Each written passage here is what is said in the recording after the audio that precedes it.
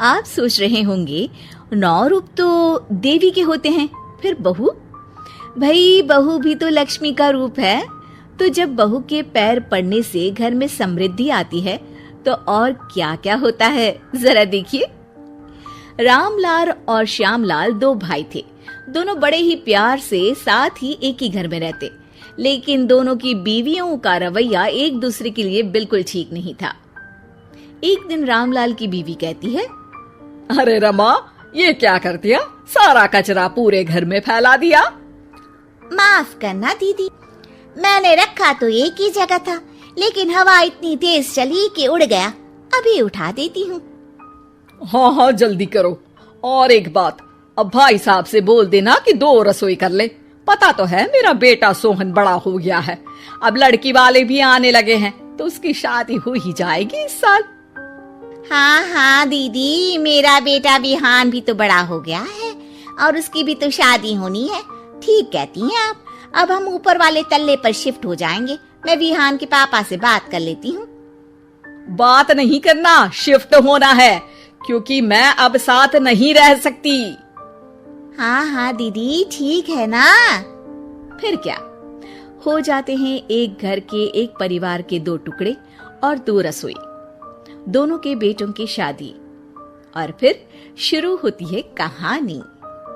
अरे मेरी बहू तो ढेर सारा दहेज लाई है। ये देखो, बड़ा टीवी, एसी, कार और गहने भी। दीदी ये तो बहुत अच्छा है, लेकिन है कहाँ आपकी बहू? अब वो सो रही है, थोड़ी रिजर्व टाइप की है ना, अपने ही कमरे में रहती है और ज्यादा बात भी नहीं करती।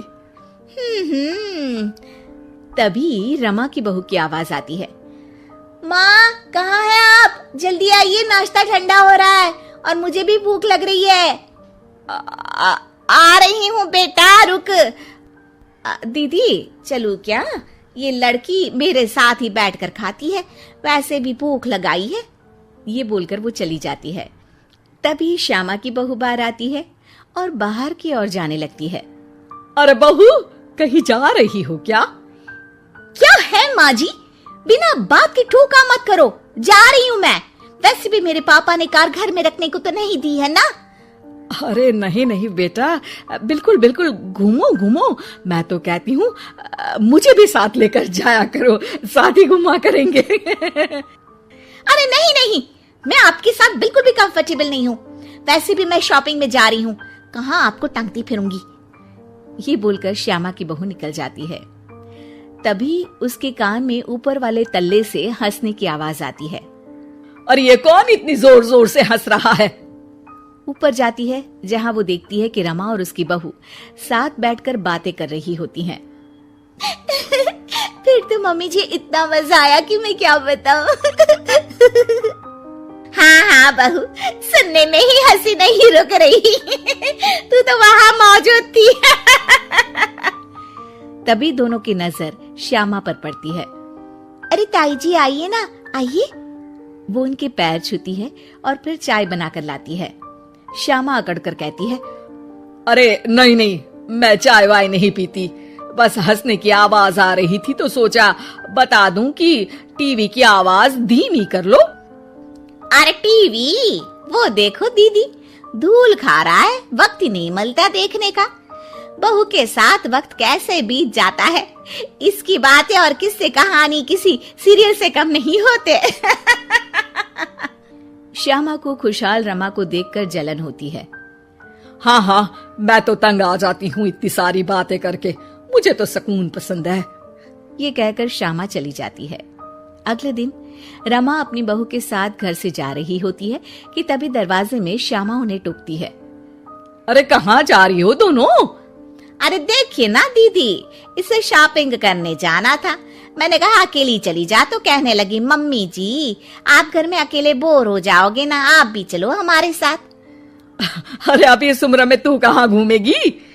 अब देखते हैं दीदी, जहाँ ये लड़की घुमा दे। अब मेरी बहू भी कल गई थी कार चलाकर। हाँ। तभी रमा की बहू कहती है, ताई जी मुझे तो कार चलानी नहीं आती, लेकिन हाँ, इस सुहाने मौसम में मम्मी जी को स्कूटी की सैर करा देती हूँ। श्यामा का मुंह बंद हो जाता है। वो अपने कमरे में चली जाती है जहाँ उसकी बहू बैठकर अकेली टीवी देख रही होती है। बहू, तू भी कुछ बातें किया करना, मैं अकेले अकेले बोर हो जाती हूँ।